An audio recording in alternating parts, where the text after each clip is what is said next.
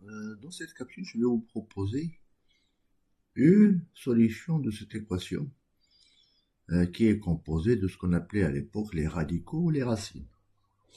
C'est une équation qui est extraite des Olympiades de maths.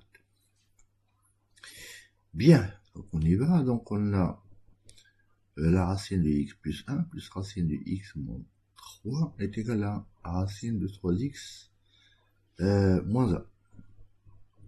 Donc comment doit-on faire? Donc avant de procéder au calcul, on doit trouver d'abord l'ensemble des solutions, c'est-à-dire l'ensemble dans lequel s'il y a des solutions, en d'autres termes, il faut trouver des x tels que ces racines soient définies. Donc pour ce faire, le premier terme, il faudrait que x plus 1 soit plus grand ou égal à 0. De la même façon, il faudrait également que x moins 3 soit plus grand ou égal à 0. Et de même pour 3x moins 1. Donc ce qu'on peut écrire de façon relativement simple, ce sont des inégalités ou des inéquations relativement simples qui nous amènent à obtenir, il faudrait à la fois que x soit plus grand que moins 1 et x supérieur à 3 et x plus grand que 1 tiers. La conclusion, s'il y a des solutions, on va les trouver dans l'intervalle 3 plus l'infini.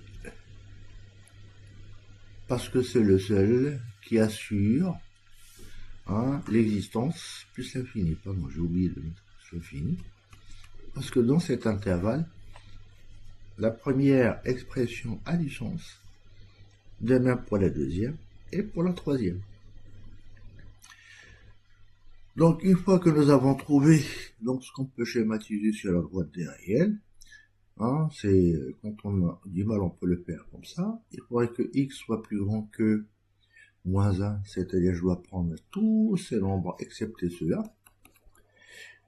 La deuxième condition me dit qu'il faudrait que x soit plus grand que 3, c'est-à-dire si je prends ça, c'est moins 1, donc ça c'est 1, ça c'est 2 et ça c'est 3. La deuxième condition me dit qu'il faut que x soit plus grand que 3, ce qui veut dire qu'il va exclure ces éléments. Quant à la dernière, il faudrait que x soit plus grand que 1 tiers. Et donc la seule condition qui permet de vérifier les trois conditions, c'est celle-là, c'est-à-dire de 3 plus l'infini. Donc une fois que nous avons déterminé l'ensemble des solutions, en fait l'ensemble d'existence des solutions s'il y en a, on va passer au côté calcul. Donc comme nous avons des racines, on va élever au carré les deux membres, ce qui se traduit par, on va écrire ici, x plus 1, plus, donc c'est le premier terme au carré, plus x moins 3,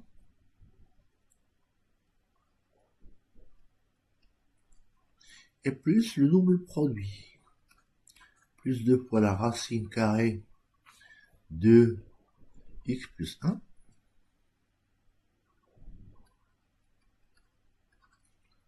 racine de x moins 3. Ceci doit être égal à 3x moins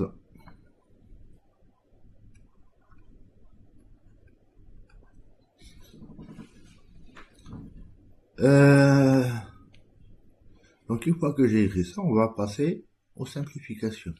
Donc je garde le double produit à gauche, de racine de x plus 1 racine de x moins 3 doit être égal tout simplement 3x, j'ai ici x et x, ça fait 2x, ici 3x, ça fera de 3x moins 2x. Ici j'ai moins 2 qui va passer de l'autre côté. Donc là, ça fera plus 2 moins 1. Donc j'aurai 2 fois la racine carrée de x plus 1 multiplié par racine de x moins 3 est égal à x plus 1. Donc là, à ce stade, quand on est très très habile, là je remarque que j'ai racine de x plus 1 et là j'ai x plus 1. il n'est pas interdit de transformer ça en racine. Donc, comme je dirais, comme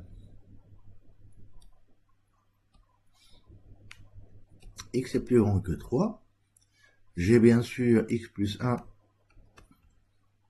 celui-là est plus grand que 4, qui veut dire que la racine de ce terme, la racine de x plus 1, est plus grand que 2. Donc il est positif.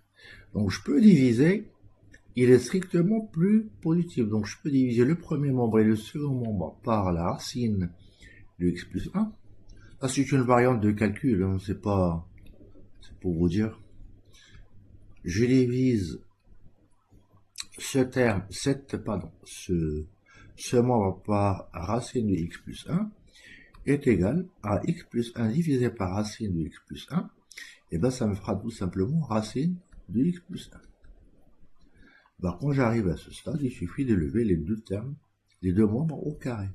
Ainsi, j'aurai 4 parenthèses de x moins 3 est égal à x plus 1. Ce qui se traduit par 4x moins 12 est égal à x plus 1. Je vais transposer, j'aurai donc 3x est égal tout simplement à 13, d'où x est égal à 13 tiers. Est-ce que 13 tiers appartiennent à l'ensemble? 13 divisé par 3 est plus grand que 4. Donc, il appartient à... Et donc,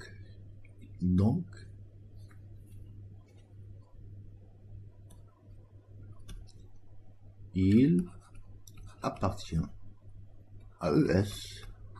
Donc, la solution de mon équation S, c'est tout simplement le 5 de temps 13 tiers. Donc voilà une résolution qui n'est pas très compliquée en fait, qui n'est pas très compliquée. Quand on voit l'équation et quand on est surtout en premier, on peut être un peu, j'allais dire, influencé. Ce que je vois souvent dans les exercices, c'est qu'en fait là, le deuxième terme, on l'écrit sous forme d'un monôme de degré 1 ou d'un polynôme de degré 1. Et à partir de là, on peut transposer de façon à éviter les calculs. Bien, j'espère que cette correction et cet exercice a été utile pour vous. Si vous l'avez aimé, il n'est pas interdit de le liker. Quant à moi, je vous dis à bientôt. Ah oui, vous pouvez également vous abonner à ma chaîne. Allez, au revoir.